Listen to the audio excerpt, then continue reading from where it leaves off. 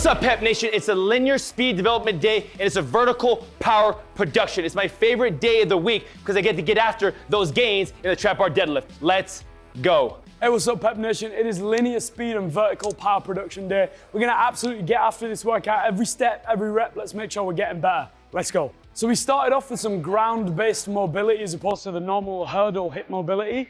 You can use the hurdle mobility if you'd like, however.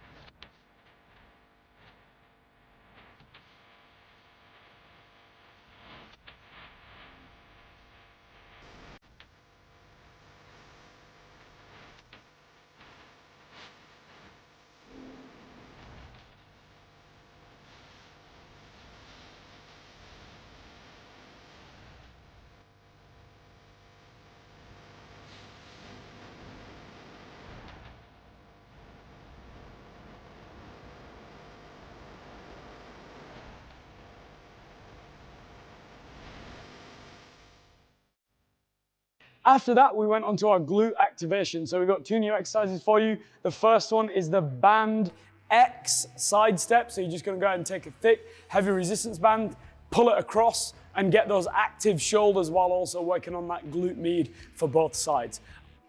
Our second exercise were the band resisted hyperextensions. You're gonna go ahead and throw a band onto a barbell, get it locked in underneath your feet, and then you're just gonna go ahead and get back into that hip extension, almost a little bit of hyperextension through the hip, really trying to engage the glute in that sprinter stance at the end of each step.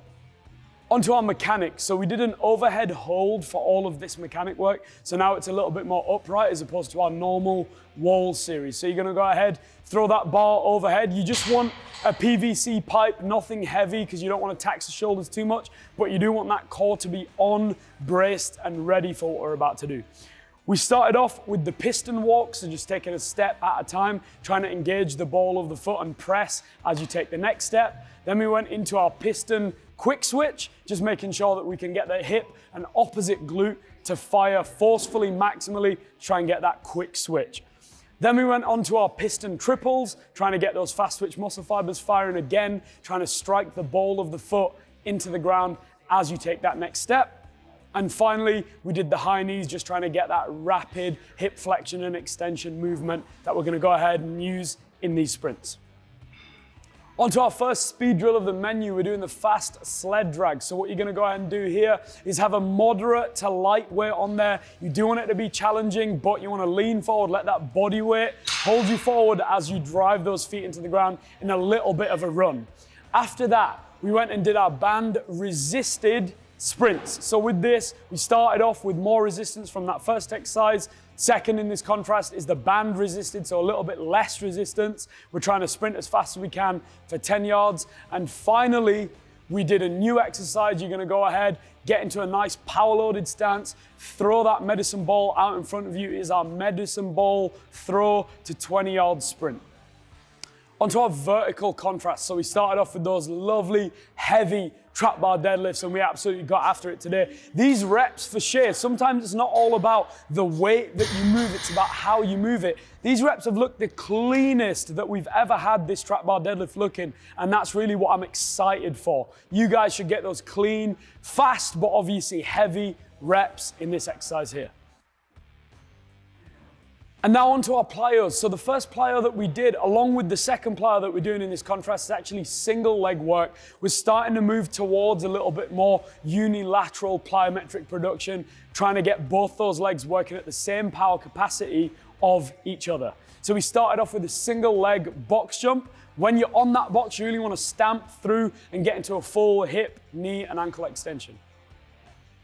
Next, we went on to our trap bar split alternating jumps. So what you want to do is get a nice little gap between your feet, stagger that stance, and then you're going to go ahead and jump and switch legs in between each rep here.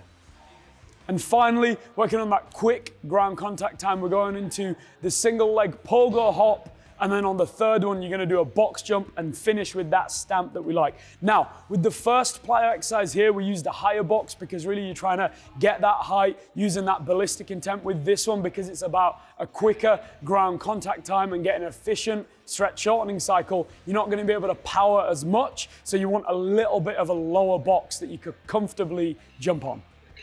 Onto our lower body complex, we did a deep lunge pull-off press to work on that anti-rotation, straight into a deep lunge calf raise with a forward press, and finally finishing off with a reverse lunge. And as you come up, you're gonna go ahead and drive that knee up and finish with the dumbbells overhead.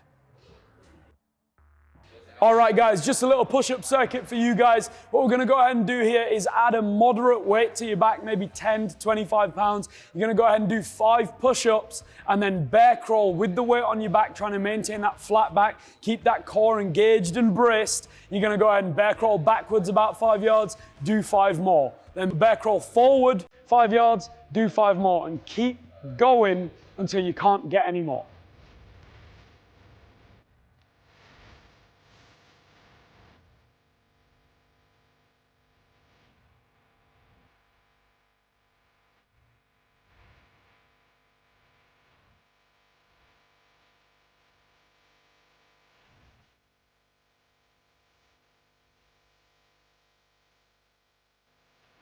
Hey guys, what an awesome way to continue week 13. We're getting after it again, every step, every rep. Make sure you're getting better. Make sure that rep quality increases. Make sure the power and speed increases. And most of all, make sure every day you're getting after it and chasing that greatness. Let's go.